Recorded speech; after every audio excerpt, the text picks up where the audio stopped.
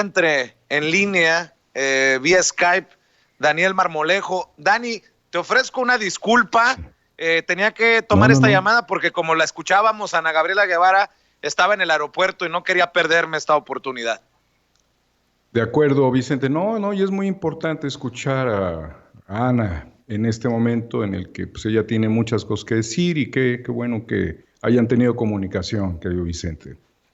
Oye, Daniel, pues déjame presentar para darle nuevamente contexto a la gente de esto que estamos platicando sobre el documento del bloque amplio opositor o bloque opositor amplio contra López Obrador. El presidente Andrés Manuel López Obrador, de hecho, se pronuncia y, bueno, pues quiero precisamente que escuchemos al presidente lanzar estos dardos envenenados de regreso a esos opositores que estarían armándose, organizándose para buscar tumbarlo.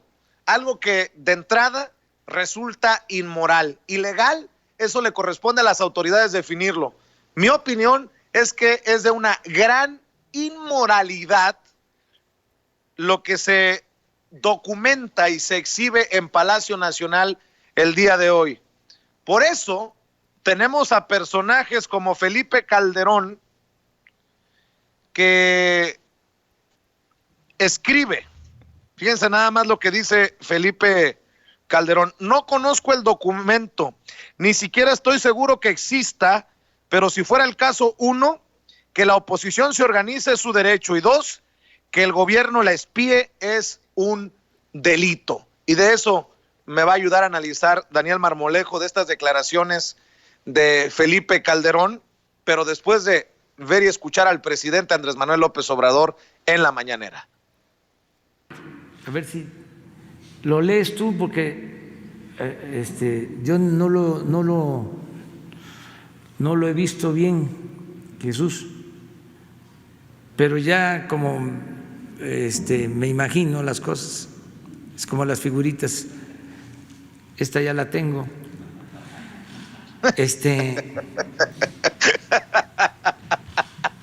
A ver si.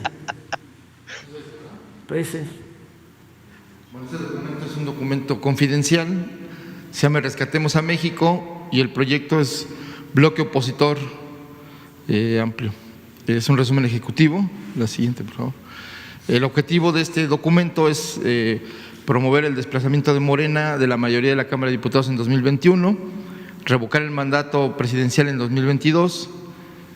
Su diagnóstico es a un año de las elecciones federales y locales del medio sexenio, el presidente mantiene aceptación arriba del 50% y Morena, aunque ha perdido terreno, se proyecta como la primera fuerza en la Cámara de Diputados y al menos en 10 de las 15 gubernaturas a renovarse en el 2021. Aquí sigue. El gobierno ha logrado mitigar el impacto económico de la crisis sanitaria del coronavirus, regalando grandes cantidades de dinero al público, de dinero público entre los afectados a través de los programas sociales.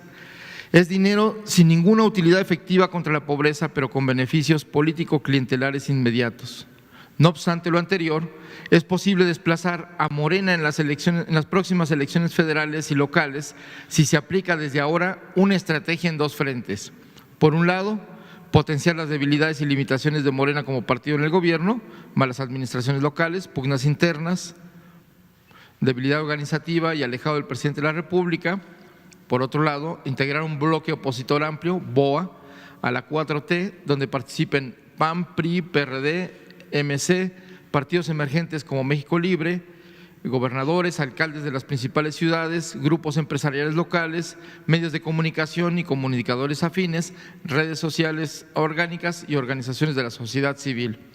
Estrategia central: impulsar un bloque opositor amplio para avanzar en dos momentos: ganar la mayoría de la Cámara de Diputados en el 2021, retirar a AMLO de la presidencia de la República en 2022 mediante la revocación de mandato. Su plan de acción es: 1. Acordar con las dirigencias nacionales de PAN, PRI, MC, PRD y organizaciones afines la postulación de candidatos únicos en los distritos electorales federales de mayor rentabilidad. Mediante encuestas, determinar las fortalezas y posibilidades de triunfo de cada partido y promover candidaturas únicas del BOA, ya sea de jure o de facto. Número 2. En los estados gobernados por el PAN, PRI, PRD y MC, acordar con los mandatarios una alianza para apoyar el BOA, tanto en los distritos electorales federales como en los locales, de acuerdo a las posibilidades reales y al peso específico de cada partido. Encargar a las cámaras empresariales locales que apadrinen a los candidatos del bloque opositor con recursos, personal, propaganda, manejo de redes, movilización, organización y capacitación electoral. 4. Cuidar el perfil de los candidatos del bloque opositor, seleccionar jóvenes y mujeres de la sociedad civil con buena fama pública, preparados en temas de políticas públicas, identificados con los valores empresariales del libre mercado, distintos a los políticos profesionales o clientelares de Morena. Apoyarse en egresados del Tecnológico Monterrey, del ITAM, la Universidad Panamericana y la Iberoamericana. 5. Centrar el discurso del bloque opositor en 2 ejes: desempleo o inseguridad. Responsabilizar a la presidencia de AMLO y a la 4T del ahondamiento de estos 2 males del país. 6. Contratación de grupos de redes sociales, influencers y analistas para insistir sobre la destrucción de la economía, de las instituciones democráticas y el autoritarismo político del gobierno de la 4T. 7. Desde ahora, campañas del bloque opositor en medios de comunicación y redes sociales cuestionando los resultados del gobierno, desempleo, pobreza, inseguridad y corrupción. 8. Cabildeo del bloque opositor en Washington, Casablanca y Capitolio para destacar el daño que está haciendo a las inversiones norteamericanas el gobierno de la 4T. Más que compararlo con Venezuela, el bloque opositor debe subrayar la altísima migración masiva de mexicanos hacia Estados Unidos si se profundiza la crisis de desempleo e inseguridad. 9. Replicar esta narrativa en la prensa norteamericana y europea. 10. Campaña de negativos contra Morena, destacar su rijosidad crónica, su divisionismo interno y su incapacidad para gobernar Baja California, Ciudad de México, Chiapas, Morelos, Puebla, Tabasco, Veracruz, así como ciudades importantes. Es tan negativo Morena que hasta AMLO se ha deslindado y distanciado de su propia criatura. Bueno, dice criatura. 11. Promover conferencias presenciales y virtuales de los principales analistas, columnistas y periodistas críticos de la 4T, especialmente de Nexos, Proceso, Reforma, El Universal, Milenio, El Financiero, El Economista. 12. Una vez que inicie el proceso electoral, el discurso del bloque opositor debe martillar 2 tesis. Morena es perfectamente derrotable en las urnas el 6 de junio del 2021. 2. Ganando la mayoría de la Cámara de Diputados, el bloque opositor cerrará la llave del presupuesto a la 4T, bloqueará las reformas legislativas lesivas, habrá un contrapeso real al presidencialismo de AMLO y crecerán potencialmente las posibilidades reales de revocar el mandato presidencial en marzo del 2022. Promotores y actores del bloque opositor, empresarios y asociaciones civiles, Consejo Coordinador Empresarial, Coparmex, Grupo Monterrey, FEMSA, Frena y Consejo Nacional Ciudadano. Sociedad política, bloque de gobernadores anti-4T, 14 estados, hasta el momento Aguascalientes, Baja California, Colima, Chihuahua, Coahuila, Durango, Guanajuato, Jalisco, Nuevo León, Querétaro, Quintana Roo, Tamaulipas, Michoacán y Yucatán. Expresidentes Vicente Fox y Felipe Calderón, bloque de legisladores de oposición, diputados y senadores, grupo de consejeros del INE y magistrados del Tribunal Electoral del Poder Judicial de la Federación, dirigencias nacionales del PRI, PAN, MC y PRD y México Libre, medios comunicadores y encuestadores, Reforma, El Universal, El Financiero, Proceso, Nexos, Carlos Loret, Broso, Ciro Gómez Leiva, Pablo Iriar, León Krause, Denis Dresser, Héctor Aguilar Camín, Enrique Krause, Jorge Castañeda, Amparo Casar, Leo Zuckerman, de encuestadoras, Consulta Mitofsky, Massive Caller, Buen Día El Laredo y Parametría. Redes sociales, cuentas asociadas a México Libre, del expresidente Calderón, la R, PAN, Frena, Denise Dresser, Carlos Loret, Fernando Belauzarán y los hashtags el CACAS y AMLO MX te reclama, Área Internacional, cabildeos anti-4T en Washington, fondos de inversión en Wall Street, corporativos vinculados al TEMEC, prensa extranjera de Estados Unidos y Europa, corresponsales extranjeros en México. Eso es todo lo que dice el documento de la estrategia del bloque opositor. Ahí, como dicen en mi pueblo. Daniel Marmolejo, ahí lo tienen, dice el presidente Andrés Manuel López Obrador, con nombres y apellidos. Ayúdanos con tu análisis en esta compra de plumas, de conciencias, influencers, y lo que dice Felipe Calderón me llama la atención. Lo que dice Felipe Calderón: no conozco el documento, ni siquiera estoy seguro que exista, pero si fuera el caso, 1, que la oposición se organice a su derecho, y 2, que el gobierno la espíe es un delito. Sí, Vicente, este documento que seguramente fue redactado por uno de estos intelectuales orgánicos como una gran estrategia, creo que un capítulo de Plaza Sésamo es más interesante, ¿no? Pero sí, evidentemente hay que leer el verdadero código, que es BOA, que supuestamente es bloque opositor amplio. No, es Business Operation Access. De lo que se trata con BOA es ver en esto la posibilidad del retorno al grupo del poder. Pero finalmente lo que hace este documento es confirmar lo que hemos visto ya de manera recurrente. O sea, no es una aportación. En términos de guerra híbrida, yo creo que es más interesante ver las operaciones no definidas en lo aparente, como lo que hemos venido diciendo previamente. Lo de Calderón, pues mira, si es la BOA, hasta la santanera lo sabe, menos Felipe Calderón, ¿no? Entonces, pues verdaderamente él está en una realidad virtual viviendo. Yo creo, Vicente, que sí tiene lógica el documento. Ahora, esto sí es lógico, porque ya es una cuestión comprobada. Pero esto tiene la característica de, ¿yo qué le vería en términos de lo inconveniente que es para el país BOA? Que está hablando de apadrinar candidatos. Eso digamos que es lo que más salta, porque estaríamos generando desigualdad electoral y se pudiesen dar en ese margen delitos electorales. O sea, lo que BOA promueve principalmente es el delito electoral. Respecto a la oposición, no me parece fuera de lo razonable en una democracia, pero lo otro sí. Por el otro lado, menciona Mario Amparo Casar. Fíjate que es importante ver esto, porque muchos de estos personajes han estado en la comunicación del Estado. Entonces, la ponen dentro de un ejercicio de conspiración abierta o un ejercicio de actuación en contra del Estado a través de este movimiento, de este Business Operation Access, o de este bloque opositor amplio dentro del mismo gobierno. Y aquí cabe otra reflexión, la búsqueda de un vínculo con la Casa Blanca. Pero cuando habla con la Casa Blanca, con el Capitolio, se refiere a Donald Trump. Creo que es el peor momento que puede tener alguien para buscar a Trump, porque Trump está con una serie de dificultades internas.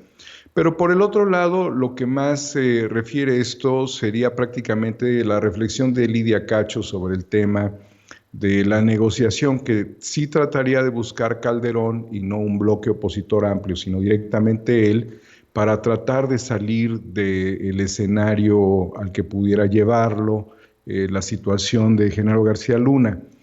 ¿A qué apuesta en este caso, y más allá de BOA, el tema de Calderón, el tema de García Luna? A que pierda Donald Trump, a que llegue el candidato demócrata y a que ellos puedan salir exonerados. Entonces ese es el, digamos, margen de oxígeno que tienen dentro de esta situación preelectoral, electoral, en este proceso en el que miente sistémicamente Genaro García Luna. Y bueno, quizás dentro de BOA y dentro de las reflexiones que ha hecho el presidente esta semana, Vicente, yo creo que ha sido muy impactante la presencia del general Tomás Ángeles de Aguajare, porque nos ha permitido ver quiénes son los patriotas y quiénes son los traidores. Entonces, también debo señalar que pues Calderón nos ha expresado al respecto. Habla de BOA, le contesta a Genaro Villamil, pero no manda ni una señal de humo, ¿verdad?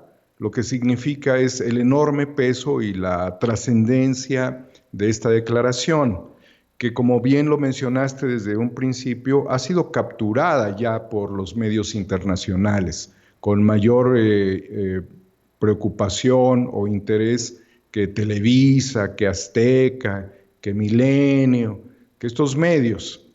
Y bueno, sí hubo una entrevista en La Octava, que fue en algún tiempo tu casa.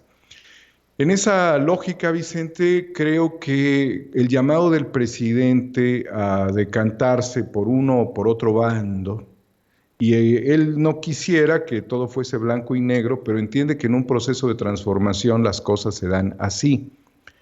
Tiene que ver con el patriotismo y tiene que ver con el proyecto social y con esta situación de sacar a México de la plutocracia, de la caquistocracia, de los que se arrodillan ante pues las coronas, y no las del coronavirus, ¿verdad? Sino ante las coronas europeas.